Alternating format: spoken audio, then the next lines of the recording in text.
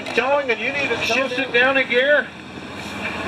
He says, yeah, you thought you had me stop. I just shifted a gear. And now I'm just going to keep going. And going, and going.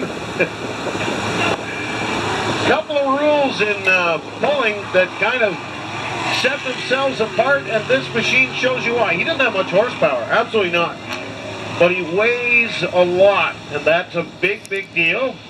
And the hitch height on a normal machine, 26 inches. I think the hitch height on this thing's about 3 feet.